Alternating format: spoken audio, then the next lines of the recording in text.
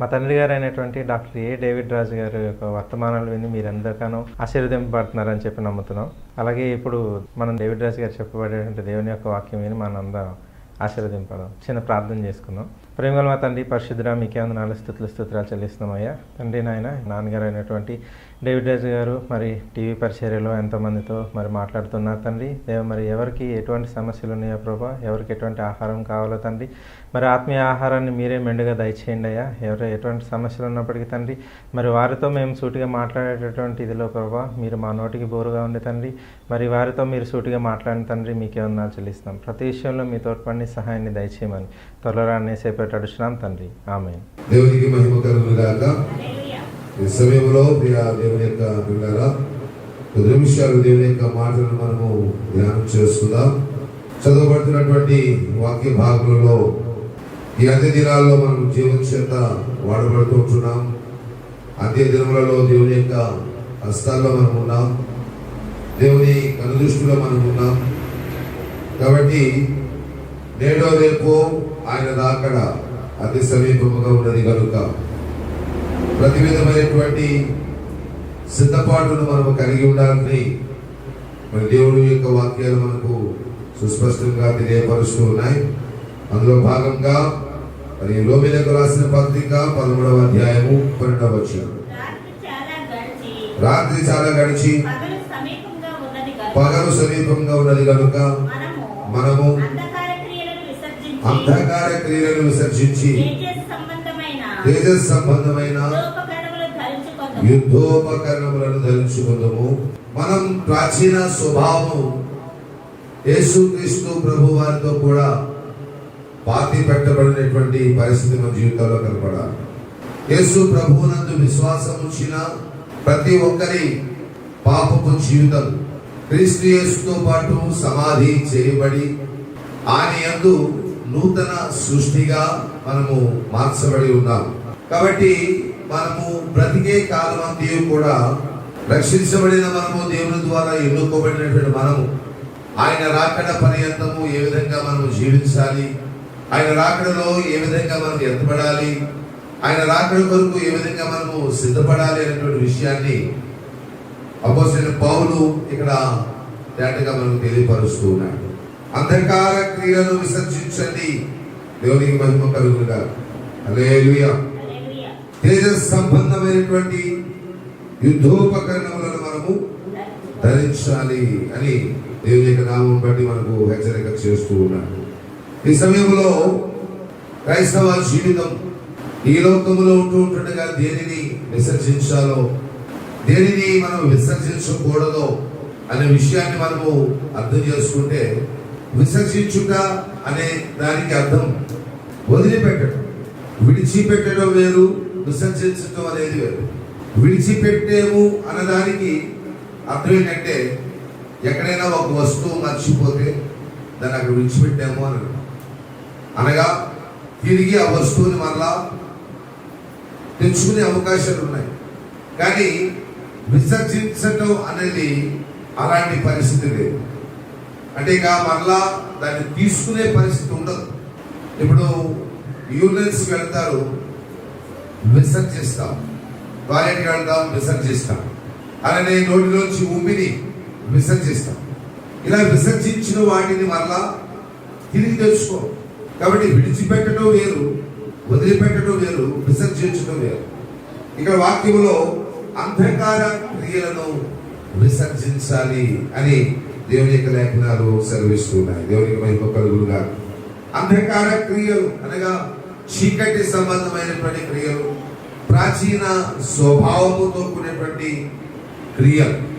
రోమీయులకు రాసిన పత్రిక 1వ అధ్యాయము 29 నుండి మనము ఒకసారి చదువుతున్నట్లయితే, అట్టివారు సమస్తమైన దుర్నీతి చేత, దుష్టత్వము చేతను, లోభము చేతను, ఈర్ష్య చేతను నిండుకొని మత్సరము, నరహత్య, కలహము, కపటము, వైరమును వాటితో నిండిన వారై పుణ్యకాండ్రులు, అపవాదకులను, దేవద్వేషులను, హింసకులను, అహంకారులను, దిక్కములాడు వారును, చెడ్డవాడిని కల్పించువారును, తల్లిదండ్రులకు అవిధేయులను, అవివేకులను, మాట తప్పువారును, అనురాగరహితులను, నిర్దయులునైరి.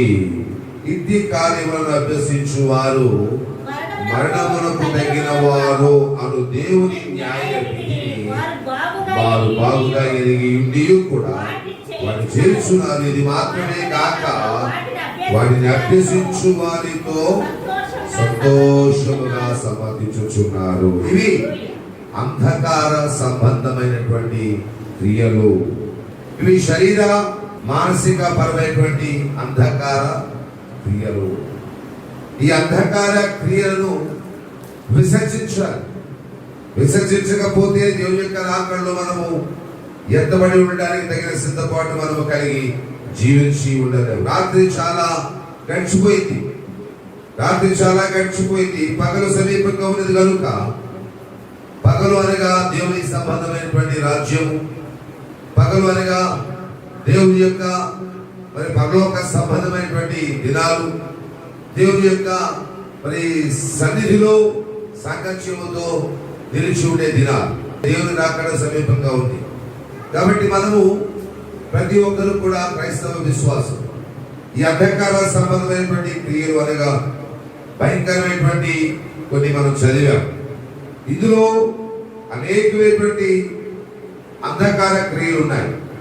ఇవేవి కూడా బయటకు కనపడేటువంటివి కాదు. అంధకారము అనగా మరుగు చేయబడినటువంటి కార్యాలు, హృదయపు సంబంధమైనటువంటి కార్యాలు, హృదయం లోతులలో ఉండేటువంటి కార్యాలు. ఏమిటి? పుణ్యగాండ్రు, మరి అపవాదకులు, దేవదేశకులు, ఇవన్నీ మరి దుర్నీతి, దుష్టత్వము, లోభము, ఈర్ష్య, మత్సరము, కలహము, కపటము, వైరము, ఎన్నో ఇవన్నీ కూడా మన హృదయపు లోతులలో ఉంచుకొని దాచుకొని వాటిని విసర్జించక దేవుని రాకడ కొరకు మనము ఎదురు చూస్తున్నాము అని అనుకుంటే అది కేవలము మన యొక్క అపోహ, మన యొక్క భ్రమ. దేవునికి మహిమ కలుగును గాక. హల్లెలూయా. రెండవది ఏమంటే ఇక్కడ రహస్య క్రియలను విసర్జించాలి.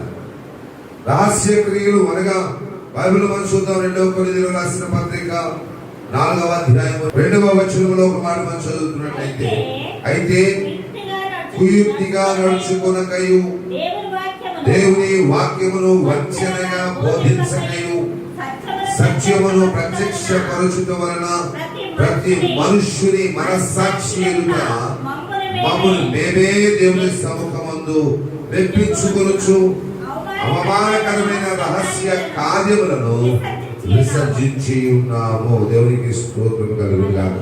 రహస్య కార్యములను విసర్జించాలి. దేవుని యొక్క రాకడ అతి త్వరలో మనం చూడబోతున్నాం కనుక క్రైస్తవ విశ్వాసం అనగా యేసు రక్తము చేత కడగబడినటువంటి ప్రతి ఒక్కరూ కూడా, యేసు క్రీస్తు జీవమును బట్టి బ్రతికించబడుతున్న ప్రతి ఒక్కరు కూడా, యేసు క్రీస్తు యొక్క వాక్యానుసారమైనటువంటి అనుకరణ కలిగి ఉన్న ప్రతి ఒక్కరు కూడా, ఇదిగో ఈ క్రైస్తవ జీవితంలో ఎంతవరకు దేని గురించి అయితే నువ్వు ఆశతో ఎదురు చూసావో, దేని గురించి అయితే ఆశతో ఎదురు చూస్తూ ఉన్నావో, నీ జీవిత దినముల నీవు కూడా దేని గురించి అయితే విశ్వాసంతో ఎదురు చూస్తున్నావో, నీ జీవిత దినముల నీవు కూడా దేని గురించి అయితే ప్రార్థన చేస్తున్నావో, ఆ యొక్క దినము అతి సమీపంలో నీ ముందుకు రాబోతున్నది. అదే దేవుని యొక్క రాకడ దినము, దేవుని యొక్క ఆగమనపు దినము అని కూడా బైబిల్ చెబుతుంది. ఈ దినాన్ని ఏమి జరుగుతుంది అంటే, కడబోరే శబ్దము వినబడగా పరిశుద్ధులందరూ కూడా ఆయనతో కలిసి లేపబడతారు. విశ్వాస జీవితములన్నీ కూడా ఆయనతో కలిసి లేపబడతాయి. ప్రతి ఒక్క విశ్వాస జీవితం కూడా ఆయనతో కొనుకోబడుతుంది. మరి కొనుక్కోబడటానికి కోసమే కదా ఇంతవరకు కూడా ఈ క్రైస్తవ జీవితాన్ని కొనసాగించాం. ఆయనతో కలిసి జీవించడం కోసమే కదా ఇన్ని సంవత్సరాలు కూడా విశ్వాసిగా నీవు నీ జీవిత యాత్ర కొనసాగించావు. మరి ఆయనతో కలిసి కొనుక్కోబడతాను అనేటువంటి ఆలోచన నీకు కలిగి ఉన్నప్పుడు నీలో ఉండవలసిన సిద్ధపాటు నువ్వు కలిగి ఉన్నావా లేదా ఆలోచించు. ఏదో యథాలాపంగా ఆచారయుక్తమైనటువంటి భక్తి, ఆచారయుక్తమైనటువంటి క్రియలు, ఆచారయుక్తమైనటువంటి పనిపాట్లు చేసుకుంటూ నేను విశ్వాసిని అని చెప్పుకుంటే దేవుని రాజ్యంలో నువ్వు ఎత్తబడవు. ఏదో కేవలము పై భక్తి మాత్రమే కాదు, కానీ నీ యొక్క విశ్వాసపు నావ అది లోతుగా లోతులోనికి నడిపించబడినప్పుడే అవతలి తీరానికి నువ్వు క్షేమంగా వెళ్ళగలవు. అందుకే ప్రభు చాలాసార్లు శిష్యులతో చెప్పాడు, మీ దోణెను లోతులకు నడిపించండి అని. ఒడ్డునే ఉంటే మీకు కావలసినది మీరు ఎదురు చూసేది మీకు దొరకదు. మీ దోణె లోతులకు నడిపించాలి, అనగా మీ విశ్వాసము లోతులకు నువ్వు నడిపించాలి. వాక్యపు లోతుల్లోనికి వెళ్ళాలి, ప్రార్థన లోతులోనికి వెళ్ళాలి, విశ్వాసపు అంచులు పట్టుకుని వెళ్ళాలి. అప్పుడే నీలో ఉన్న సమస్తమైనటువంటి ఈ క్రియ ఏదైతే దేవుడు నీలో చూచి నిన్ను విడిచిపెట్టడానికి కారణంగా మారుతుందో, ఏదైతే దేవుడు నీ హృదయంలో చూసి నిన్ను ఉమ్మివేసేయడానికి కారణంగా ఉందో, ఏదైతే దేవుడు నీ జీవితంలో చూసి అసహించుకోవడానికి కారణమైందో, ఆ యొక్క క్రియలను ఇక్కడ అంటున్నాడు కదా, అంధకార క్రియలు. ఈ అంధకార క్రియలను నీవు విసర్జించాలి. రెండవది అంటున్నాడు కదా, రహస్య క్రియలు నువ్వు విడిచిపెట్టాలి. అనగా కనపడకుండా చేసేది, దేవుని దృష్టికి కనపడకుండా చేసేటువంటి పాపం. అనగా దేవుని దృష్టికి కనపడకుండా మనం ఏం చేయగలమా అంటే, దేవుని దృష్టికి కనపడదు కదా అనుకుని చేసేటువంటి పాపం. బైబిల్ మనం చూసినట్లయితే లూకా సువార్త 12వ అధ్యాయము 2-3 వచనాలు మనం చూద్దాం. చూడండి, మరుగైనదేదియు బయలుపరచకపోదు, రహస్యమైనదేదియు తెలియబడకపోదు. అందుచేత మీరు చీకటిలో మాట్లాడుకునేవి ఏదైతే ఉన్నాయో అవి వెలుగులో వినబడతాయంట. మీరు కలువయ్యద్దు చెవులో చెప్పుకునేది. ఇవి రహస్యపు క్రియలు, ఇవి రహస్యపు క్రియలు. వాటిని విడిచిపెట్టడం, వాటిని బట్టి మనం దేవుని యొక్క దృష్టిలో మనం సిద్ధపడడం అనేది చాలా అత్యవసరమైనటువంటి దినాలుగా ఇవి కనబడుతూ ఉన్నాయి. దేవునికి మహిమ కలుగును గాక. మూడవ విషయాన్ని మనం చూసినట్లయితే ఎఫెసీయులకు రాసిన పత్రిక 4వ అధ్యాయం 31వ వచనములో, సమస్తమైన ద్వేషము, కోపము, క్రోధము, అల్లరి, దూషణ, సకలమైన దుష్టత్వము మీరు విసర్జించండి. దేవునికి మహిమ కలుగును. చూడండి, అంధకార క్రియలను మీరు విసర్జించాలి. దేవుని యొక్క చివరి దినాల్లో ఉన్నావు కనుక నీలో కొన్ని మరుగైనటువంటి విషయాలు, మనలో ఉన్నటువంటి కొన్ని మార్చుకోవలసినటువంటి విషయాలు, మనలో మనం సరిదిద్దుకోవలసినటువంటి విషయాలు, మనకు మనముగా మార్పు చెందించుకోవాల్సినటువంటి విషయాలు, వీటి గురించి బైబిల్ మాట్లాడుతూ ఉంది. అందులో మొదటిగా అంధకార క్రియలు, అనగా చీకటి పాపపు ప్రాచీన స్వభావాన్ని మీరు విసర్జించాలి. రెండవదిగా చెప్తున్నాడు, రహస్య క్రియలు. మనుషులకు కనబడకుండా నువ్వు మాట్లాడుకునేది, మనుషులకు విరోధముగా, దేవునికి విరోధముగా నువ్వు మాట్లాడుకునేవి, మీరు గదులలో మాట్లాడుకునేవి, వ్యతిరేకంగా మాట్లాడుకునేవి, అవి విద్యుల మీద వినపడే రోజు వస్తుంది. ఆ దినాన తీర్పులో నిలబడవలసి వస్తుంది కనుక వాటిని మీరు విసర్జించాలి. మూడవదిగా ఇక్కడ మాట్లాడుతున్నాడు కదా, అల్లరి, దూషణ, దుష్టత్వము మీరు విసర్జించాలి. దేవునికి మహిమ కలుగునుగా. విసర్జించాలి. ఈ భయంకరమైనటువంటి పాపము విడిచిపెట్టడం కాదు. నేను విడిచిపెట్టేశామండి, పాపాన్ని విడిచిపెట్టామని అంటారు. విడిచిపెట్టేయడం అంటే అవసరమైనప్పుడు మళ్ళా వెళ్ళి తెలుసుకునే పరిస్థితి ఉంటుంది. ఎక్కడైనా ఒక వాచి మర్చిపోయాం అనుకోండి, అదే నా వాచి అక్కడ విడిచిపెట్టేశాను అంటే ఎవరైనా వెళ్ళి తేవచ్చు, లేదా నువ్వైనా వెళ్ళి ఆ వాచిని తెలుసుకునే పరిస్థితి ఉంది. కానీ విసర్జించమని బైబిల్ చెప్తారు. విసర్జించడం అనేది అంటే దాని అర్థం ఇక దానితో నీకు పని లేదు, చీ అనుకునేటువంటి పరిస్థితి. ఏదైతే మనం ఉబ్బి వేసేస్తామో, క్యాండీ చుట్టేస్తామో దాన్ని మళ్ళా తీసుకో, అవును కదా. గట్టిగా చీవిడి చీపుతావు, దాన్ని తీసి పడేస్తావు. అదే పడేశారు కదా అని చెప్పి మళ్ళీ పట్టుకుంటామా, ఇంటికి తెలుసుకుంటామా? అలాంటి పరిస్థితి లేదు. కాబట్టి విసర్జించడం అంటే ఇక దాన్ని కంప్లీట్ గా మన జీవితాల్లోకి తుడిచివేయబడడం అని అర్థం. మత్తయి సువార్తలో ఒక మాట మనం చదువుదాం ప్రియപ്പെട്ടారా.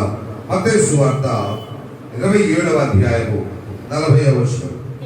దేవాలయమును పడగొట్టి 3 దినములలో కట్టువాడా నిన్ను నీవే రక్షించుకొనుము, నీవు దేవుని కుమారుడవైతే శిలువ మీద నుండి దిగువని చెప్పుచు ఆయనను దూషించిరి. దేవుని స్తోత్రం. అల్లరి మాటలు ఏమి విసర్జించమన్నాడు? దూషణ మాటలు, దుష్టత్వాన్ని విసర్జించాలి. ఇక్కడ దేవుడు దూషిస్తున్నాడు. దూషణ పలుకులు. ఇక చాలా మంది దేవుడు దూషిస్తూ ఉంటారు. వారికి ఉన్నటువంటి జీవిత విధానాలను బట్టి, వారికి ఉన్న జీవిత పరిస్థితులను బట్టి దేవుడిని దూషిస్తుంటారు. దేవుడు అనేవాడు ఉన్నాడా? ఉంటే నాకెందుకు ఈ పరిస్థితి అంట. దేవుడు నా ప్రార్థన వింటే నాకెందుకు ఈ దుస్థితి అంట. దేవుడు మమ్మల్ని మర్చిపోయాడేమో అంటారు. దేవుడు మమ్మల్ని ఎప్పుడు కనికరిస్తారో అంటారు. ఇలా రకరకాలుగా వారి యొక్క కుటుంబ జీవిత పరిస్థితులను బట్టి దేవుడు ఒక్కోసారి దూషించేటువంటి పరిస్థితులు. కాబట్టి వాటిని విసర్జించమని దేవుని యొక్క వాక్యం సెలవిస్తుంది. ఇవి దేవుని ఆత్మను దుఃఖ పెట్టేటువంటి పాపాలు. ఏంటంట? దేవుని ఆత్మను దుఃఖాన్ని కలిగించేటువంటి పాపాలు. అంధకార క్రియలు, రహస్య క్రియలు, అల్లరి, దూషణ, మూర్ఖత్వం, దుష్టత్వం, ఇవి దేవుని యొక్క ఆత్మను దుఃఖ పెట్టేటువంటి పాపాలు. మనం చాలాసార్లు మంచిగా ఉన్నాం అనుకుంటాం, కానీ ఏదో రీతిగా ఈ మలినం మన హృదయంలో కానివ్వండి, మన ఆత్మలో కానివ్వండి, మన యొక్క దేహంలో కానివ్వండి, ఏదో రకంగా ఈ పాపమును బట్టి దేవుణ్ణి ఆయాసపరుస్తూనే ఉంది. మన భక్తి వల్లనే, కానీ ఒక ప్రకారంలో ఈ యొక్క దోషులు మాట్లాడుతాయి. మన క్రైస్తవులే ఒక పక్క నిందలు, అవమానములతో ఇతరులను మరి బాధ పెట్టేటువంటి లక్షణాలు ఉంటాయి. మనము భక్తి పనులనే, కానీ దూషించేటువంటి పరిస్థితులలో ఉంటాయి. ఇవన్నీ ఉంచుకొని, ఇవన్నీ చేసుకుంటూ ఈ అంధకార క్రియలను, ఏమిటి చీకటి సంబంధమైన క్రియలను మనలో ఉంచుకొని దేవుని యొక్క రాకడ కొరకు నీవు ఎదురు చూచినా ప్రయోజనము లేదు. దేవునికి మహిమ కలుగును గాక. కీర్తనకారుడు దావీదు అంటాడు 28వ అధ్యాయం 4వ వచనములో, వారి క్రియలను బట్టి, వారి దుష్ట క్రియలను బట్టి వారికి ప్రతీకారము చేయము, వారు చేసిన పనిని బట్టి వారికి ప్రతీకారము చేయము, వారికి తగిన ప్రతిఫలమిమ్ము అంటాడు. చూడండి, ఇక దేవుని యొక్క వాక్యంలో మనం చూస్తున్నాం. దేవుని యొక్క ఆత్మను దుఃఖ పెట్టేటువంటి పాపాలు కనుక నీ జీవితంలో ఉన్నట్లయితే, ప్రియ దేవుని యొక్క పిల్లరా, ఈ మాటలు వింటున్నటువంటి వారు ఎవరైనా సరే వారి వారి క్రియలను బట్టి, వారి వారి దుష్ట క్రియలను బట్టి దేవుడు ప్రతీకారము చేస్తానన్నటువంటి మాటలు మీరు మర్చిపోవద్దు. మీ క్రియల ప్రతిఫలము మీరు అనుభవిస్తారు. వారు చేసిన పనిని బట్టి వారికి ప్రతీకారము కలుగుతాయి. జాగ్రత్త. కాబట్టి ఈ యొక్క క్రియలను మనము విడిచిపెట్టి తీరాలి. దేవునికి మహిమ కలుగుతాం. దేవుడు ప్రతి వారి క్రియలు పట్టు జీతం పట్టుకుని వస్తున్నాడు. యెహెజ్కేలు గ్రంథంలో మాట చూద్దాం. యెహెజ్కేలు గ్రంథము 36వ అధ్యాయం 31వ వచనంలో ఒక మాట మనం చదువుకుందాం. ఇక్కడ ఏమంటాడంటే, అప్పుడు మీరు మీ దుష్ప్రవర్తనను, మీరు చేసిన దుష్క్రియలను మనస్సులకు తెచ్చుకొని, మీ దోషములను బట్టి, హేయ క్రియలను బట్టి మిమ్మల్ని మీరు అసహ్యించుకుంటారు. ఏమండి? ఆ దినము నీ జీవితంలోనికి రాకమునుపే, అలాంటి పరిస్థితి నీ జీవితానికి రాకమునుపే, ఏంటి నేను ఎన్నిసార్లు వాక్యంతో మాట్లాడినా నేను నా జీవితాన్ని సరి చేసుకోలేకపోయినా అని నీవుగానే అసహించుకునే పరిస్థితి జీవితానికి రాకమునిపే వాటిని నీవు విడిచిపెట్టు, విసర్జించు. విడిచిపెట్టడం కాదు, విసర్జించమని బైబిల్ సెలవిస్తావు. దేవునికి మహిమ కలుగుతా. ఈవేళ విసర్జించవలసిన వాటిని విసర్జించక, విసర్జించకూడని వాటిని విసర్జించడం అనేది ఎంత దౌర్భాగ్యమైనటువంటి పరిస్థితి. ఏమండి? పారేయాల్సిన వాటిని పారేయకుండా అవసరమైనవి పారేస్తూ అనవసరమైనటువంటి వాటిని దాచుకోవడంలో ప్రయోజనం ఉందంటారా? బైబిల్ చెప్తున్నాడు, ఏమి మనము మరి విసర్జించకూడదో. సామెతల గ్రంథంలోకి వెళ్దాం ఒకసారి. సామెతల గ్రంథం 1వ అధ్యాయం 32వ వచనం. జ్ఞానం లేని వారు దేవుని విసర్జించి నాశనం అయిపోతారు. జ్ఞానం లేని వారు దేన్ని విసర్జిస్తున్నారట?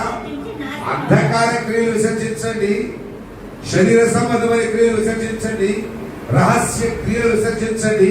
దేవుని దృష్టి యొక్క పనికి మాలిన, దేవుని ఆత్మను దుఃఖపెట్టేటువంటి ద్వేషము, ఈర్ష్య, దుష్టత్వాలు విడిచిపెట్టినట్టే అవన్నీ దాచుకుంటున్నాడు. నీకు మానవుడు ఏం చేస్తున్నాడంట? దేవుణ్ణి విసర్జించి నాశనం అయిపోతాడు.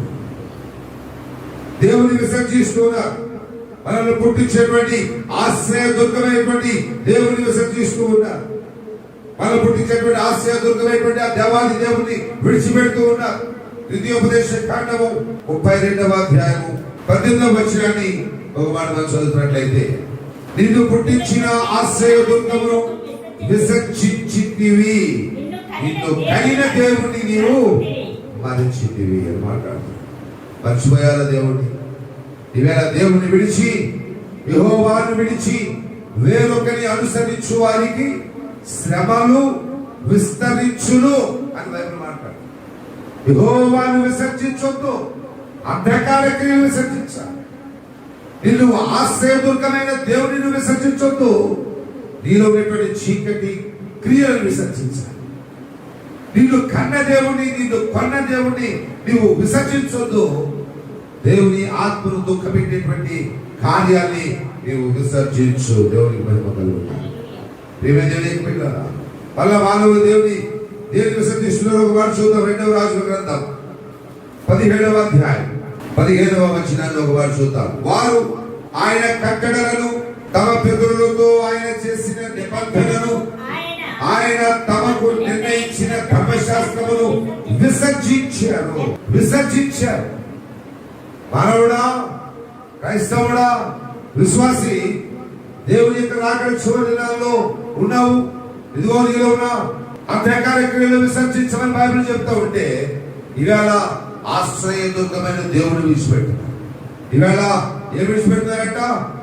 దేవుని యొక్క ధర్మశాస్త్రమును, దేవుని యొక్క కట్టడలను, పితరులతో చేసిన నిబంధనను, నిర్ణయించిన ధర్మశాస్త్రాన్ని విడిచి వ్యర్థమైనటువంటి వాటిని అనుసరిస్తూ వ్యర్థులై అలవాటు చొప్పున చేయకూడదని, మీ యొక్క ఆచారం బట్టి మీరు చేయకూడదని దేవుడు ఏదైతే సెలవిచ్చాడో తమ చుట్టూ ఉన్నటువంటి ఆ జనుల మర్యాదను అనుసరించి వారి వంటి వారైపోతున్నారు. అనగా లోకంలో కలిసిపోతున్నారు, మార్గం తప్పిపోతున్నారు.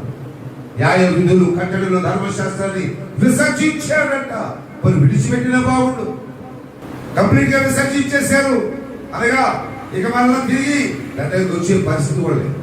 దేవుని యొక్క వాక్యం అంతా అసహ్యమైపోయింది. 7 దినాలు దేవుని యొక్క కట్టడలు, దేవుని యొక్క ధర్మశాస్త్రము అంతా వెక్కసమైపోయింది ఈవేళ ప్రజలకి. ఈవేళ ఎవరి ఇష్టానుసారమైనటువంటి మార్గాలు వారు నడుస్తున్నారు. దేవుడు ఏదైతే సెలవిస్తున్నాడో అటువంటి ఆచారం, లేదంటే ఆ వాడుక చొప్పున మీరు చేయొద్దని దేవుడు చెప్పిన బట్టి కూడా చేస్తూ ఈ లోకంలో ఉన్నటువంటి ప్రజలతో వారు కూడా కలిసిపోయి తిరుగుతూ ఉన్నారు. దేవుడారా, మనలను పుట్టించేటువంటి దేవుణ్ణి విసర్జించక మంచిది కాదు. నీకు, నీ కుటుంబం కొరకు, లేదా నీకు నీ యొక్క జీవితం కొరకు దేవుడు నిర్ణయించిన శాసనములు, దేవుడు నిర్ణయించిన ధర్మశాస్త్రము, కట్టడలు, విధులు, వాటిని నీవు విసర్జించమాకు.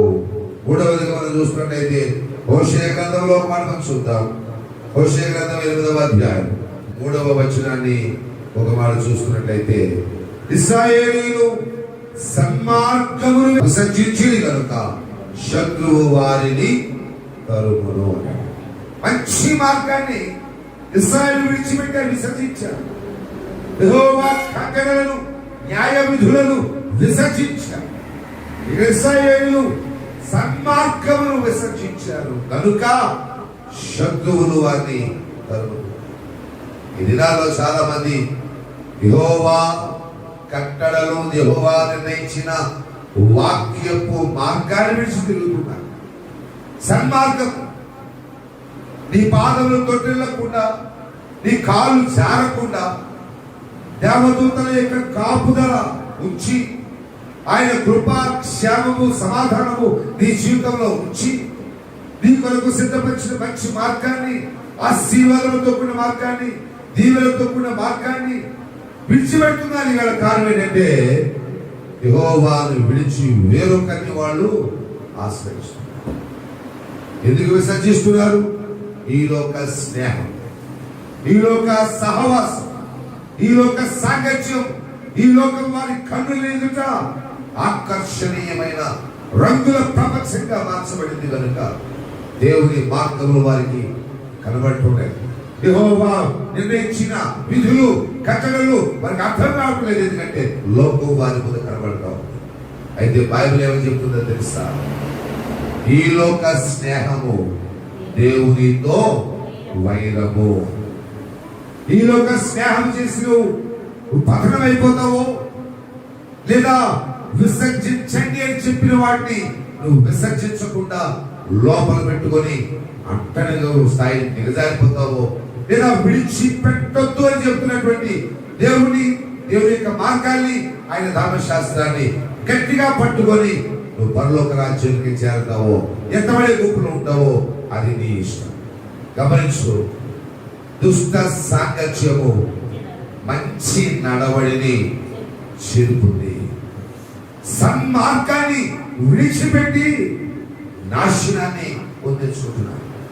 దేవుడిని నిన్ను దీవించడానికి ఒక మంచి ఆశీర్వాదం దేవుడిని పైకి పంపిస్తుంటే ఈ లోక సహవాసం చేసి ఆశీర్వాదాన్ని శాపముగా మార్చేసుకుంటున్నాను. ప్రియా సహోదరి సహోదరు, ఈ మాటలు జీవితంలో ఎలా ఉంది నీ స్థితి ఒకసారి ఆలోచించి. ఈ భయంకర పరిస్థితులని గమనిస్తున్నాం.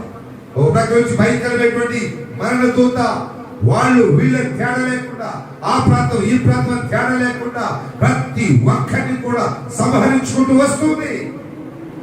ఇంకా అది నా దాకా రాలేదని అనుకోవద్దు, అది రావడానికి ఒక సెకండ్ పట్టదు.